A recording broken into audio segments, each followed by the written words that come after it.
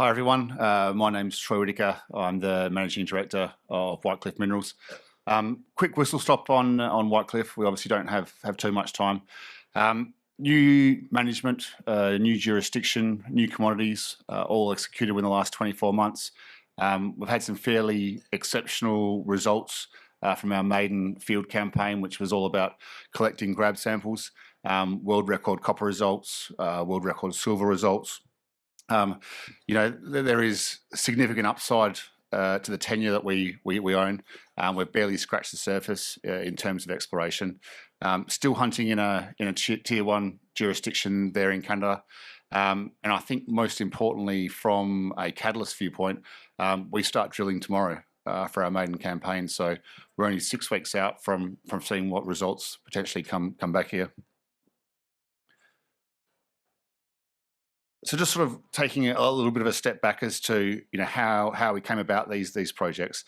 Myself and a couple of other directors have worked together for quite a while, and our view was where will be the next big discovery. There's lots of exploration going around in the world, and if I look in my backyard there in Western Australia, lots of exploration, but the results of which good grade, good tons, but there's nothing big coming. One of the colleagues, Eric, who sits up there in Canada, has some fairly good experience up in the north of Canada, Arctic Circle way, and so spent quite a bit of time in the Canadian Mines Department. And for those who aren't familiar with the Canadian Mines Department, record keeping is exquisite. For every dollar you put in the ground, you need to put reports in. It is an unbelievable resource of wealth. So we identified a couple of different projects there that when they were first, I suppose, identified from a geological perspective, it was the Canadian State Survey back in the 1900s. Every 500 metres, walking along, picking up a rock, completely unbiased, and seeing what those results were. And that's what sort of led us in that direction. The Great Bear Project, which is only an hour and a half north of Yellowknife, that ended up producing some 14 million pounds of uranium between 1950 and 1960, 34 odd million ounces of super high grade silver, shut down as the commodity prices fell. But what that left us with was a whole raft of mining data, the next stage, mine planning, where to go next. It was just shut down. So from having a near-term resource in and around that project, it's something that sort of led us there. We're not going to talk too much about that today, but glossing over it, from that particular project, our field samples collected above 40% copper from rock chips. We had up to 7% silver, which is unheard of. That's 70,000 grams per tonne silver samples, 38 grams a tonne of gold. So super high grade. Any one of those units in its own right is almost a mine. What we are going to focus on, and where we start drilling as of tomorrow, is the Rae project. Now, Rae sits in an area of Nunavut called Copper Mine, and it got the name as when it was first identified, the early explorers came across the local Inuits, and they all had native copper tools and idols. Native copper was forming on the ground, in the rocks, and they were using that to actually make their tools. Our portfolio at Rae is quite unique in that at the top half there you've got that what could be megatons, sedimentary hosted copper. All the big tonnages around the world, all the big mines around the world come from that structure. And then in the southern section, we've identified high grade vein-like systems that could have in the order of between 20 to 30 million tonnes of decent grade copper.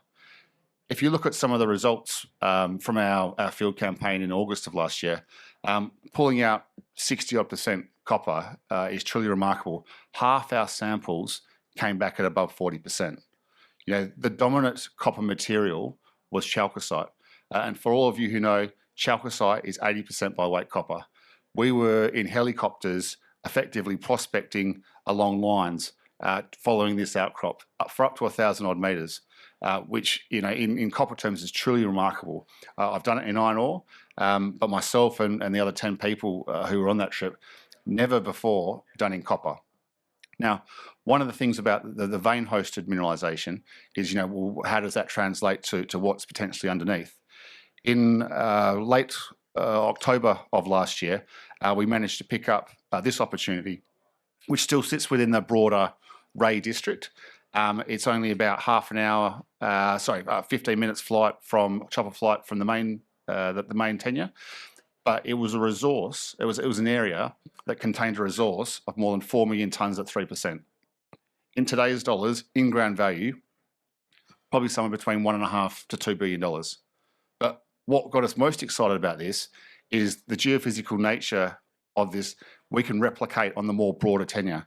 And some of those results there which start to dive into what might be 48 metres at 3-odd%, almost 40 metres at 5%, 35 at 3 of it, they're significant results. If you were to put that up against most copper results over the last 2, 3, 4 years, they're going to go very close to being at the top. I spoke about, megatons, sedimentary hosted copper. So this is actually what originally drew us to the project in the first place.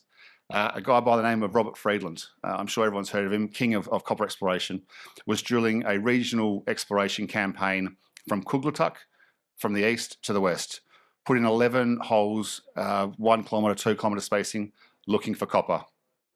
The very last hole that he put in returned 30 metres at 0.6% in this sedimentary structure. Just out there on the right-hand side. He, at that same time, was looking at the Zambian copper belt. He had a theory that Proteozoic geological formations in sedimentary porous hosted structures held big tonnes. Now, Comoran Kokula, at the time, he found 1.5 billion tonnes. This is the same structure he was looking at here.